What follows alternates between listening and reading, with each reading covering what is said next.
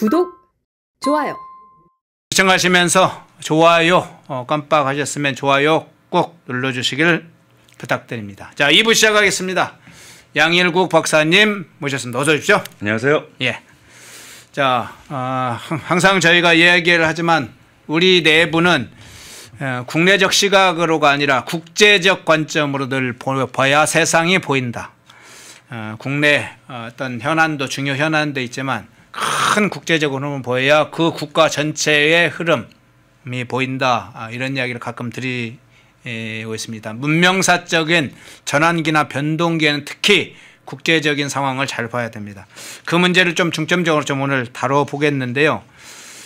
첫 번째 주제가 미 상원 외교위원장의 강경 메시지가 나와서 그 소식을 먼저 좀 들어봅니다. 자, 먼저 다룰 건 이겁니다. 뒤에 가보면 이제 대중 강경 메시지도 나오는데 짐 리시 미국 연방 상원 외교위원장이 인터뷰를 했습니다. 한국 언론과 인터뷰를 했는데 이런 얘기했어요.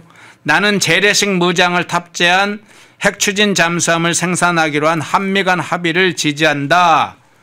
이 공화당 소속의 이 미 상원 외교위원장입니다. 리시 위원장은 공화당 소속이에요. 그러면서 중국과 러시아, 북한과 같은 적대국들에 대한 대응 차원에서 이 잠수함이 필요하다. 이런 것을 강조를 하는데 이거 상당히 의회에서 상원에서 아주 중요한 외교위원장을 맡고 있는 리시 위원장의 발언 어떤 차원에서 일단 해석을 합니까? 우리가 미국의 정계의 어떤 대외적인 입장을 발표하는 그 수위가 있는데 네. 가장 약한 수위라고 하면 이제 우리나라 언론을 통해서 워싱턴 정계의 뭐 관계자는 이렇게 이제 흘려줍니다. 예, 관계자. 예. 관계자. 그다음에 이제 그보다 한 단계 수위가 올라가는 레벨이 이제 월스트리트 저널 같은 데서 그 워싱턴의 한 유력 인사는 이런 식으로 나옵니다. 그럼 이제 점점 그게 미국의 의중과 가까워지는 겁니다. 그게. 근데 지금 짐 리시 상원 외교위원장이 이야기했으면 이건 법입니다. 이제부터는. 이건 살살 흘려주는 레벨이 아니고 공식적인 미국의 입장이 확고하게 나왔다 이렇게 봐야 되는 거고 그래서 우리가 짐 리시의 이 발언을 우리가 참 무게 있게 받아들여야 되는 이유는 이제 당분간 이게 법이 된다 이렇게 보면 되는 거죠. 그래서 지금 여기서 재밌는 표현들이 몇 개 나왔는데 지난번에 한미 팩트시트에서 갑자기 저 핵 잠수함 이야기가 터져 나오면서 지금 좀 우리나라에서 말 만들기 좋아하는 언론 또는 또 정치인들이 마치 미국이 대한민국의 핵 보유를 잠정 승인한 것처럼 이 과장하고 침소봉대하는 경우가 많았는데 이렇게 토를 달았어요. 짐 리시가 재래식 무장을 탑재한 핵 잠수함이다. 그럼 그 잠수함에 핵무기를 실을 수 있다는 게 아니에요. SLBM이 아니란 얘기입니다. 그게. 네, 물론요. 말하자면 추진 동력으로서 뭐 핵 추진을 쓰겠다고 못을 박은 거죠. 그러니까 이건 마치 우리나라 일부 정치인들이나 말 만들기 좋아하는 사람들한테 우리는 너희들에게 핵 보유를 승인했거나 잠정적으로 그걸 허가해 줄 의사가 없다. 이걸 분명히 한 거라고 봐야 될 겁니다. 그러면 용어 이제 지금 더 부가적인 설명을 추가적으로 해 주시고요. 네. 재래식 무장을 탑재한 핵 추진 잠수함 이렇게 딱 명확하게 찝은 건 그냥 원자력 추진 잠수함이다. 뭐 이렇게 말한 거네요. 그렇죠. 네. 그래서 근데 뭐 다 아시다시피 우리가 뭐 원자력 발전소 한 그 폐기물을 재처리한다 또는 뭐 우라늄을 뭐 일정 단계 이상으로 농축한다. 사실 이게 다 한 그 카테고리를 엮여 있는 거죠. 예를 들어서 재처리를 하면은 플루토늄이 나오는데 플루토늄도 핵탄두의 재료가 되고요. 그렇죠. 또 우라늄을 일정 단계 이상 농축시키면 그것도 핵무기의 소재가 되죠. 근데 여기서 굳이 재래식 무장을 탑재했다고 이렇게 쐐기를 박은 이유는 당분간 너희들이 대한민국이 한미 관계에 좀 더 신경을 쓰고 우리의 세계 전략에 협조하지 않는다면 너희들에게 핵은 없다. 이런 의미가 깔려 있다고 봐야 되는 거죠. 근데 재밌는 게 나중에 핵무기를 탑재하지 않은 재래식 무기를 탑재한 잠수함이 우리나라에 왔다 그래도 미국에서 고농축 우라늄을 허락할 수 없다고 또 찐짜를 부리고 또 우리 가뜩이나 지금 원자력 발전하는데 찌꺼기 많이 쌓여가는데 재처리 안 해주겠다고 덤비면 결국 다 엮여 있는 거거든요 이게. 그렇죠. 그래서 그리고 또 두 번째 중요한 포인트는 너희들에게 갈 잠수함은 북중러를 견제하기 위한 용도다 이렇게 쐐기를 박은 겁니다. 방향 목표도 분명하네요. 너희들은 그 잠수함을 오직 북중러 견제에만 쓸 수 있다. 그건 우리가 이제 역으로 뒤집어 봐야 돼요. 너희들이 친중 또는 친북으로 간다면 잠수함은 없을 것이다. 그 얘기한 거죠. 그러니까 미국 주요 인사들의 발언은 맥락을 잘 뒤집어 봐야 돼요. 그리고 그 이후에 또 같은 맥락으로 나온 게 뭐 대한민국의 국방비 증액, 군 현대화도 같은 맥락이다. 이렇게 봐야 되는 거죠. 그렇군요. 그래서 우리가 GDP의 몇 퍼센트를 뭐 3.5% 정도를 우리가 국방비를 쓰겠다 하는 것 역시도 대한민국이 친중 국가로 가지 않는다는 전제 하에서 성립되는 얘기는 거죠. 근데 지금 짐 리시 외교위원장 이전에 유력 군 인사들이 비슷한 얘기를 많이 했는데 대표적으로 지난 11월 21일에 케빈 킴 주한 대사 대리가 뭐라 그랬냐면 한국의 핵 추진 잠수함 도입을 왜 하는지 알고 싶다면 지금 한국 서해에서 일어나는 일을 봐라. 지금 서해에서 영토 침탈하고 그랬죠, 있는데 우리가 잠수함을 주는 이유가 뭐겠느냐. 서해를 봐라. 같은 맥락입니다. 짐 리시하고. 그리고 또 데릴 커들 미 해군 참모총장 막강한 분이죠. 이분은 아니 한국의 잠수함이 미래의 중국 억제로 활용되는 것은 너무나 자연스러운 예측이다. 자, 이 얘기도 역으로 뒤집어 보면 한국이 친중으로 가는 것은 상식적으로 받아들일 수 없다. 그 얘기를 바꿔서 얘기한 거죠. 그렇군요. 자, 그러면 다른 이야기도 좀 중요한 대목들이 한 두세 개 있습니다. 그 중에 하나가 이 원자력 추진 잠수함을 어디서 건조하느냐와 관련된 문제죠. 관세 협상 관련과 또 안보 분야 이 조인트 팩트시트 이야기가 나올 때 이 분야도 핵심 쟁점이 됐는데 리시 위원장 이렇게 얘기했어요. 이 원잠 건조 장소와 관련된 문제입니다. 우리의 국내 생산 능력도 강화해야 된다 이랬어요. 우리라면 미국이죠. 우리의 국내 생산 능력도 강화해야 된다. 그러니까 미국에 있는 조선소에서 건조하는 것도 우리는 아주 중요하다. 이런 염두에 둔 발언 같아요. 그간에 항공 내 건조를 기본적으로 원칙으로 하고 있던 이재명 정부의 입장과는 상당한 차이가 나는 발언인데 앞서 말씀드린 것처럼 한미협상의 이제 주요 쟁점이기도 했는데 리시 위원장의 이 원잠 건조 장소와 관련 발언 어떤 차원에서 해석을 하십니까? 이게 이제 동상이몽이라는 말이 있듯이 예. 긍정적인 쪽으로 해석할 여지도 있고 부정적으로 해석할 여지도 있어요. 예. 그러니까 우리 미국의 국내 생산 능력도 도자 강화해야 붙인 거. 한다. 예. 그러니까 말 잘 들으면 뭐 예를 들면 여러 가지 경우의 수가 있겠습니다. 좋아 그러면 뭐 옥포조선소나 우리 한화 그 너희들 대한민국의 좋은 시설에서도 뭐 일부 하고 일부 너희들 인프라 우리 필리조선소에서 좀 갖다 주고 뭐 이런 5대5의 그림이 있을 수 있고요. 예. 한 9 정도는 한국에서 하고 뭐 핵심 원자로 같은 건 우리나라에서 일부 분담한다 이런 그림도 있을 수 있고요. 아니면 필리에서 한 9 정도 만들고 나머지 세부적인 거 일부 대한민국에서 건조하고 여러 경우의 수가 있단 말입니다. 그런데 중요한 것은 미국의 생산 능력도 강화해야 한다는 얘기는 바꿔 말하면 친중을 하거나 미국의 세계 전략에 계속 거스르는 행위를 하면 그 필리조선소의 몫이 커질 거고 우리 말을 잘 들으면 한국에서 한국의 생산 능력을 강화하는 여지의 그 포션이 커질 것이다. 이렇게 봐야 되고요. 그리고 아무래도 이 지난번 팩트시트 발표 이후에 이재명 대통령의 행보 역시 미국 정계를 상당히 불편하게 했다는 것에 대한 정황으로 저는 보고 있어요.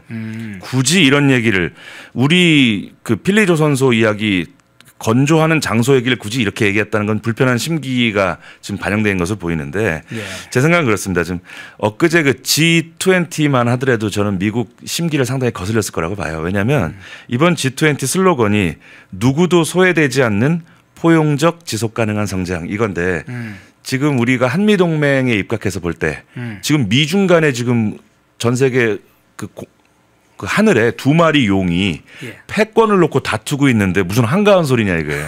예. 그리고 또 이재명 대통령이 또 뭐라고 연설하셨냐면 다자 무역 체제의 기능을 내가 회복하겠다. 네, 그랬죠. 그것도 상당히 미국을 건드렸을 겁니다.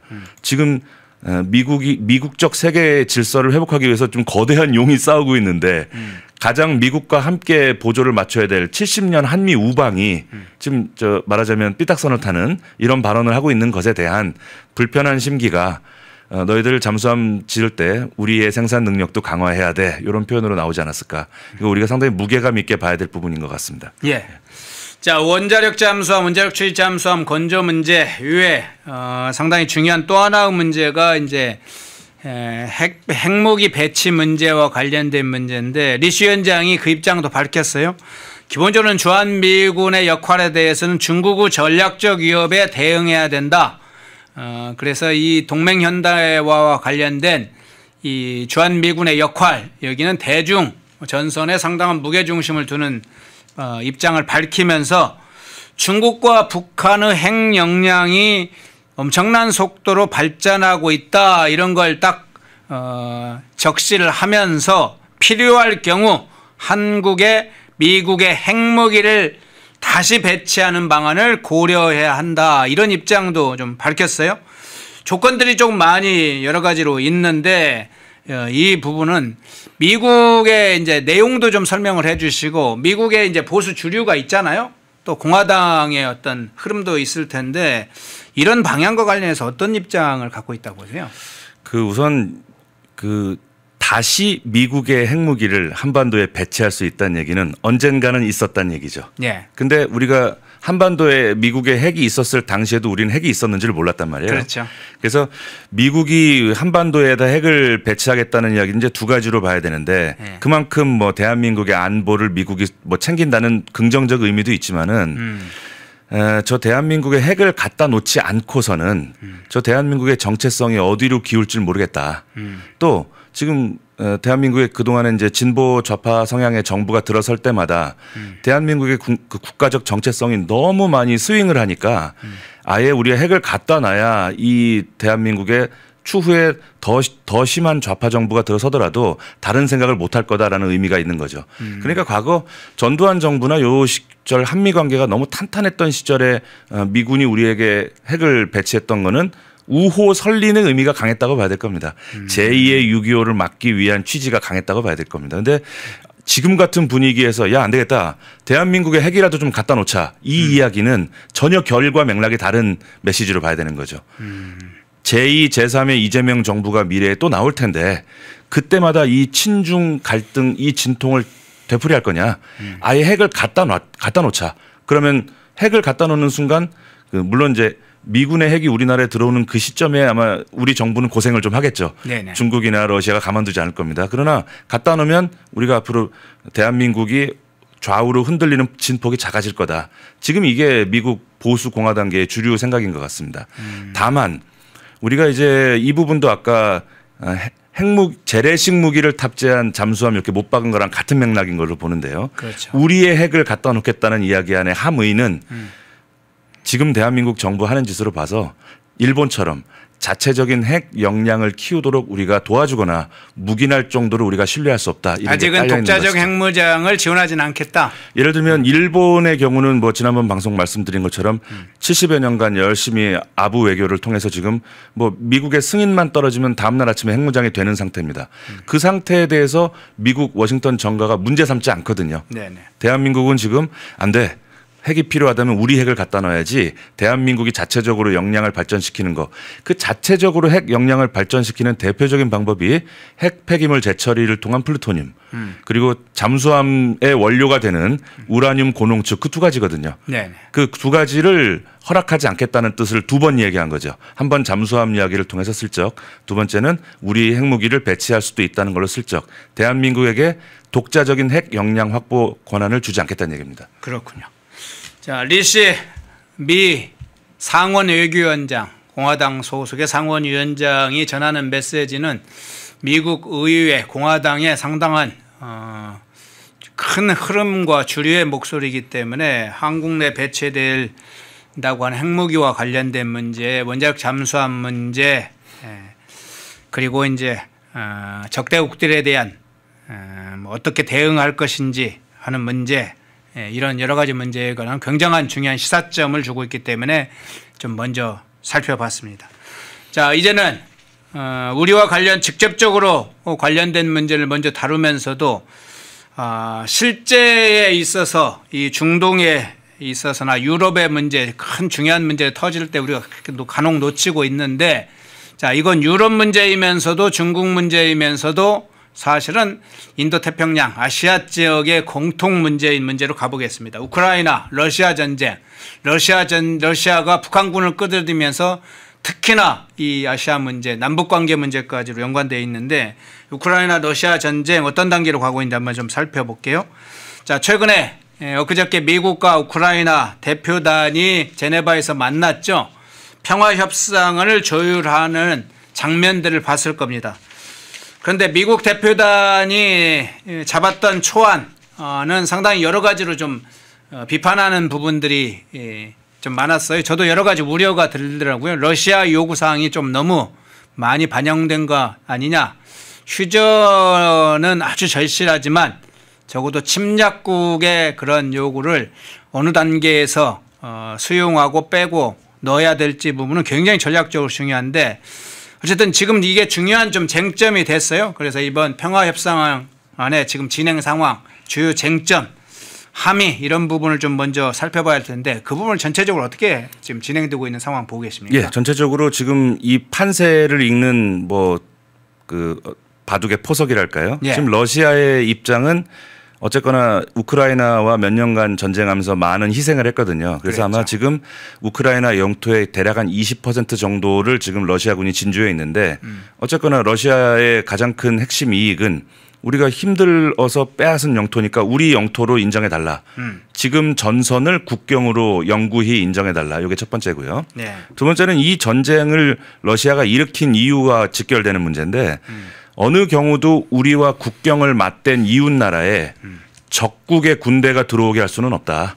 그래서 지금 우크라이나가 나토 가입을 좀 서두른 측면이 좀 있는 거죠. 그래서 러시아의 야욕, 지금 선배님 지적해 주신 러시아의 그 팽창 야욕과 우크라이나가 지금 지나치게 안전장치를 확실히 만들어 두지 않고 나토에 서둘러 가입하려고 했다가 지금 화를 부른 셈이 됐는데 우크라이나의 나토 가입은 절대 안 된다. 나토 가입 엇비슷한 것도 안 된다. 이렇게 지금 우기고 있는 거죠. 반면에 우크라이나는 2014년 이전의 영토로 돌아가야 된다. 우크라이나가 침략으로 뺏은 정의롭지 못한 방법으로 뺏은 영토를 국제사회가 인정한다면 러시아를 비롯한 다른 침략 야욕을 가진 나라에게 전쟁을 하라고 부채질하는 것이다.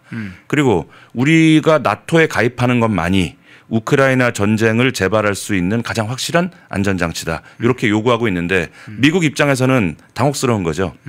우크라이나의 입장을 너무 외면하자니 국제사회에서 지금 선배님 지적하신 정의의 측면, 저스티스의 측면에서 좀 문제가 생기고 그렇다고 러시아 얘기만 다 들어주자니 또 러시아의 그럼 앞으로 다른 나라들도 원하는 게 있으면 전쟁을 하면 되는구나 이런 시그널이 생길 수 있거든요. 그렇죠. 하지만 다만 이제 우리가 특히 국내 정치와 구별되는 국제 정치의 여러 특징이 그런 도덕, 윤리, 정의감 이런 것보다 현실적인 국익이 더 큰 동력이 된다는 걸 우리가 이번 기회에 좀 배우는 예를 들면 우리가 트럼프 대통령이라고 가정을 해보면 이 문제가 의외로 쉽게 풀리는 거예요. 네. 우리가 우크라이나하고 뭐 러시아 싸움을 굳이 중재시켰을 때 다시 평화 상태가 왔을 때 어느 나라가 더 우리에게 이용 가치가 있는가? 명백히 그거는 당연히 우크라이나보다는 러시아가 이용 가치가 있습니다. 왜냐하면 지금 러시아하고 미국이 서로 전쟁 중임에도 불구하고 머리를 맞대고 있는 게 저는 아직 그 부분 잘 연구는 안 해봤습니다만 미국하고 러시아가 손을 잡으면 그 남극 항로를 하나 개척할 수 있는데 그 백길이 뚫리게 되면은 중동에서 석유 실어오는 데 있어서 중국의 영향력을 피할 수 있다는 거예요. 그러니까 협력할 수 있는 메리트가 있는 겁니다. 그리고 냉전 시기부터 이미 미국과 그 소련은요 항공, 인공위성 이쪽에서 엄청난 협력을 했었거든요. 그래서 우주 시대가 앞으로 열릴 것은 뭐 기정사실인데 러시아하고 협력할 부분이 훨씬 더 많다는 겁니다. 그러니까 미국의 입장에서 이용 가치가 많은 러시아의 이해관계가 훨씬 더 많이 반영될 수밖에 없을 거다. 침략국이냐 그렇지 않느냐 보다도 지금 미국에게 어느 나라가 더 이익이 되느냐가 더 크게 작용할 것으로 볼 때 이번에 지금 지난 10월 달에 지금 러시아 우크라이나 전쟁의 휴전 협상안 초안이 나왔는데 그게 참 기가 막힌 겁니다. 이게 우크라이나 관계자는 거기 배석하지도 못했어요. 중동에 나가 있는 그 특사하고 그 트럼프 사위인가 하는 그 사람은 저 민간인입니다. 트럼프 사위가 민간인이 아무 직책도 없는 사람이 가서 대충 이렇게 우크라이나는 이렇게 양보하고 러시아한테 영토 요만큼 주는 걸로 하고 끝내. 근데 거기에 지금 기존의 미국의 관료 조직들이 못 들어가게 한 거예요. 트럼프가. 아마 그 이유는 기존 관료 조직한테 그 일을 맡기면 관료 조직 특유의 타성도 있고 관례도 있을 거고 또 이런저런 이해관계가 얽혀 있을 수 있으니까 속전속결로 그냥 빨리 끝내버리라는 거죠. 그래서 우리가 이 부분은 두 가지로 봐야 될 것 같아요. 우크라이나가 참 체면이 말이 아니게 됐지만 그게 국제정치의 냉엄한 현실이다. 만약 정말 이런 처지가 되지 않길 원했다면 미국과의 관계를 좀 더 잘 조율했었어야 된다. 그래서 이번 휴전 이제 어떤 식으로 타결될지 좀 지켜봐야 되겠습니다만 러시아에게 상당히 유리한 국면으로 전쟁이 휴전 국면으로 갈 가능성이 거의 크다 이렇게 봐야 될 것 같습니다. 네. 자, 이 부분은 좀 이제 구체적인 부분을 하나 좀 더 추가해서 여쭤볼게요. 사실은 이제 과거에 러시아와 푸틴과 관계를 좋게 맺어왔던 국가들이 있죠. 독일, 특히 이제 북유럽 국가들, 유럽 국가들이 프랑스 이런 나라들이 이 우크라이나 전쟁만 하기 전까지만 해도 이상주의에 상당히 매달려 있었습니다. 러시아와 굉장히 가깝게 지냈어요. 그래서 에너지 문제들도 상당히 의존을 해왔죠. 우크라이나 전쟁 이후에 오히려 지정학적 현실주의로 돌아와서 지금 전체주의 국가들이 어떤 식으로 약소 국가들을 대하는지를 냉정하게 보고 지금 이제 유럽 국가들도 러시아를 지금 경계하는 상황으로 좀 돌아선 거죠. 이제 국제법적으로도 물론 그렇고 거기에 이제 도덕주의까지도 이제 포함되어 있는데 오히려 중요한 건 지정학적 현실주의에 입각해서 지금 유럽이 오히려 이제 러시아를 경계하고 있는데 이 대목은 중국이 대만을 지금 러시아 군사적 공격을 할 때의 대목과 비슷한 대목 부분도 좀 떠올려야 될 것 같은데 중요한 건 이제 요 대목일 것 같습니다. 큰 흐름을 이제 트럼프 대통령도 그 부분도 알고 유럽의 흐름도 알고 또 미국의 이제 국익 차원에서 요구도 알고 러시아와 잘 지내는 것이 미국에게 좋다. 그런데 그것은 이제 뭐 정치적으로나 현실주의 여러 가지 따져봐야 될 것 같은데 이번에 미국 대표단에 참여했던 인물들을 보니까 루비오 국무장관이나 트럼프 대통령은 사위까지도 갔어요.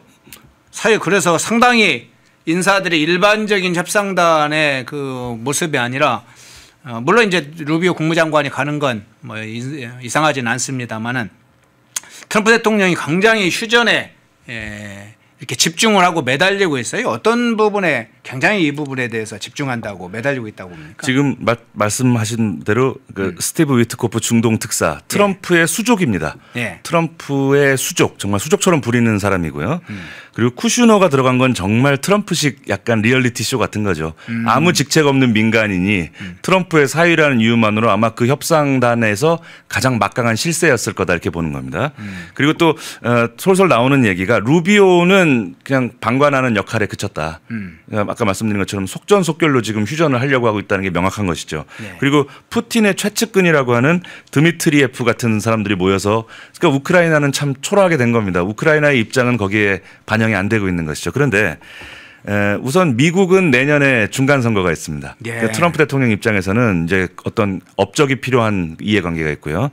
그리고 지금 러시아도 꼴이 말이 아닌 것이 3년 만에 지금 한 80만 명 정도 사상자가 발생을 했고 지금 젊은이들이 전쟁터에 끌려가는 바람에 노동력이 부족해서 산업 기반이 지금 뿌리부터 흔들리고 있고요. 기준금리가 지금 21%라 그러죠. 인플레이션도 지금 거의 극에 달하고 있습니다. 그러니까 지금 러시아와 미국의 이해관계가 맞닿은 거죠. 그러니까 속전속결로 빨리 휴전을 하자. 그래야 러시아도 살고 트럼프도 산다. 이런 이해관계가 물려있는 것인데 아까도 말씀드린 것처럼 약소국의 처지는 이런 것이다.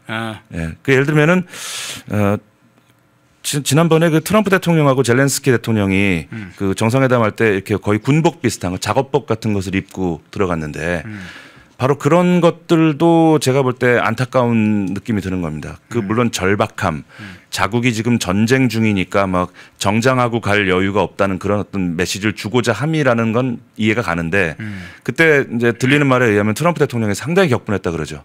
나를 만나러 오는데 저 옷차림이 저게 뭐냐. 전투하러 왔어? 뭐 이런 건가요? 그리고 막 그 뭐 실제로도 그 젤렌스키의 화법이라든가 트럼프를 상대하는 그 화술이 좀 저 개인적으로 좀 안타까웠습니다. 무언가 우리가 미국을 설득할 때는 공의 또는 기독교적 가치 또는 미국의 정신 뭐 이런 것들을 명분으로 해서 도움을 요청하는 그런 약간 세리머니 같은 것이 있는데 직설적으로 얘기하는 겁니다. 너는 당연히 우리를 도와야지. 그러니까 트럼프 대통령이 잠깐 너는 지금 카드를 쥐고 있는 쪽이 아니야. 너 지금 판단을 잘못하는 거야. 너는 우리가 여태까지 도와준 거에 대해서 고맙다고 이야기하지 않네? 거의 외교상으로 있을 수 없는 그 설전이 오갔거든요. 바로 그런 것이 결국은 모르겠습니다. 젤렌스키 대통령의 그 외교적 미숙함을 포함하여 바로 그게 약소국의 서러움이다. 아무리 발버둥쳐봤자 아마 지금 이러한 그림대로 가는 큰 그림을 막을 길은 없을 겁니다. 그래서 우리가 그럼 한 가지만 추가를 할게요. 마침 6.25 전쟁 당시에 이제 이승만 대통령도 휴전 협상 과정에서 보여준 그 탁월한 리더십이 있는데 당시에 조금 뭐 대접에 똑같지는 않습니다만 당시에도 미 국무부가 상당히 휴전 협상이나 국방부를 중심으로 해서 주도를 했어요. 그리고 사실 이승만과 이승만 세력들을 경계를 했었잖아요. 근데 나중에 밝혀진 사항이지만 국무부 내에 친러시아 세력들이 포진하고 있다는 것도 확인이 됐고, 근데 당시에 이제 이승만 대통령은 휴전협상 과정에서 독특한 리더십과 외교 전략으로 그 미국의 어떤 요구 사항을 당시에 소련과의 휴전을 하려고 하는 걸 그걸 뚫고 나갔어요. 자, 그런 걸 참고를 한다면 지금 젤렌스키는 물론 이승만 대통령 비견할 만한 지도자는 아닙니다만은 참고를 한다면 젤렌스키가 어떤 부분에 좀 착안을 해야 된다고 보십니까? 그 말씀을 참 잘하신 것 같습니다. 지금 네. 우리가 이제 CG는 이렇게 뛰어났지만 네네. 같은 급으로 이야기할 지도자가 아니라는 거에 대해서 전적으로 동의하고요. 전제로. 우선 이승만의 탁월한 외교력은 단순히 무슨 협상장에서의 뭐 순발력이나 어떤 애드립으로 나온 게 아니죠. 1895년에 벌써 미국으로 어렵게 도미해가지고 그때부터 정계 유력 인사들을 하나씩 포섭해서 우군으로 만들어 놓은 겁니다. 대표적으로 그때 이승만의 그 탁월한 기독교적 지식이라든가 그 화려한 언변에 매료됐던 대표적인 사람이 군 출신으로서는 메가더. 메가더 장군은 뭐 극동사령관 5스타가 돼서도 이승만 대통령이 호통치면 아무 말도 하지 못했습니다. 네네. 참 희한한 관계입니다. 그게 전 세계에서 망하기 직전인 나라의 대통령에게 최강대국의 5스타가 쩔쩔맸다는 것은 아마 근현대사에 이런 일은 없을 겁니다. 두 번째는 그렇죠. 6.25가 발발했을 때 바로 트루먼 대통령에게 전보를 쳤던 미국의 기독교계의 그 신화 빌리 그레함 목사가 또 그때 이승만의 편이 됐습니다. 그래서 6.25가 발발하자마자 트루먼에게 전보를 친 게 지금 역사에 남아있죠. 인구 대비 기독교 신자가 제일 많은 나라다. 물론 좀 과장된 거지만 네네. 그런 나라를 너희가 돕지 않는다면 넌 그 하나님께 죄를 짓는 거다. 이런 중요한 포인트네. 예. 네. 그리고 또 저 상원 미국은 기독교 국가이기 때문에 하원하고 상원이 회의를 시작할 때 목사가 그걸 선언을 해요. 그래서 그 지금부터 뭐 상원의 회의를 시작하겠습니다 하고 그 주재하는 목사를 원목이라고 하죠. 그 프레더릭 해리스라는 그 상원의 원목을 우리 편으로 만들어 놓은 겁니다. 그럼 이승만 대통령이 미국에 가서 일부 좌파 진영에서 남들은 저 만주에서 고생하는데 이승만 대통령 혼자 미국 가서 호의호식했다 뭐 이런 말도 안 되는 매도를 하지만 그 1895년부터 착착 우군을 만들어 놓은 것이 미래 6.25가 발발했을 때 즉각적인 미국과 16개국 참전을 만드는 분수령이 됐던 겁니다. 그리고 휴전에 관련해서는 지금 젤렌스키 대통령하고 이승만 대통령의 차이가 있다면 이승만 대통령의 돌파력 이게 없는 것 같아요.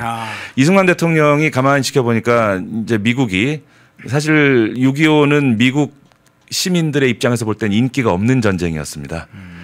트루먼 대통령이 전폭적으로 참전을 한 것부터 우리가 왜 저 지구상 어디에 붙어 있는지도 모르는 나라를 위해서 왜 희생해야 되지 이런 기운이 많았거든요. 그렇죠. 그때 이제 슬슬 미국이 휴전을 하려고 하는 것을 이승만 대통령이 알고 이제 휴전을 하려면 이제 미국하고 북한이 만나서 포로 교환도 하고 해야 되는데 반공 포로를 그냥 석방시켜 버린 겁니다.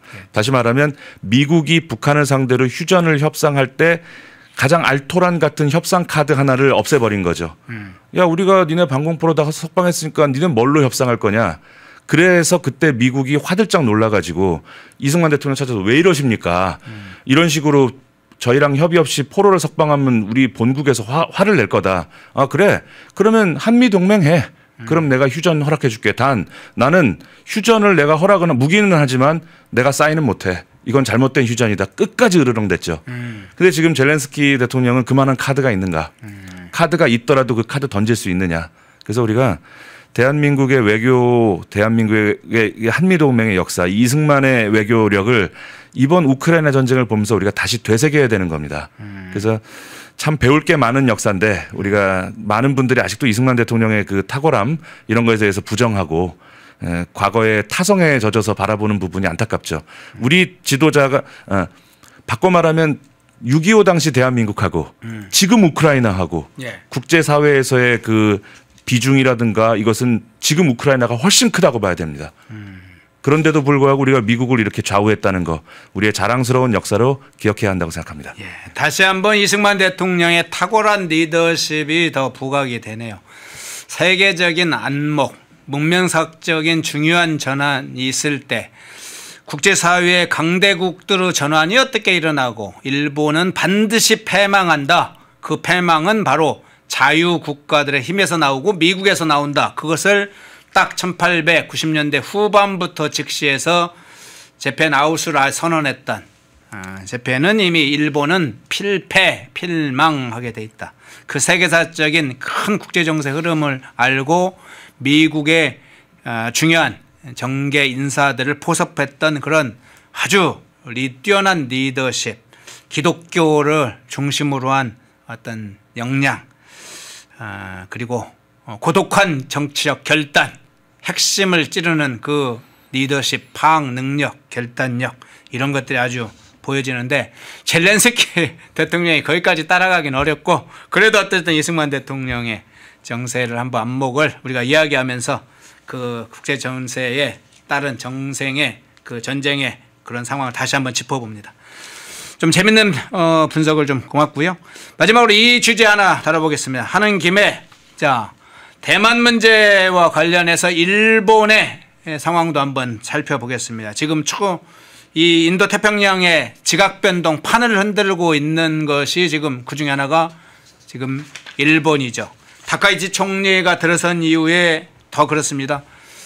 상당히 중일광 일중 관계가 비교적 안정적으로 초기에 가겠다고 생각하는 분들도 있었지만 바로 다카이치 총리의 그 색깔을 드러내기 시작했습니다. 대만 유사시에 일본 자유대도 개입할 수 있다. 이 발언으로 해서 일본과 중국 간의 일중 관계가 좀 갈등을 겪고 있는데 이 시기에 지난번에 이 문제는 이미 다뤘기 때문에 조금 다른 차원에서 플러스 해보겠습니다.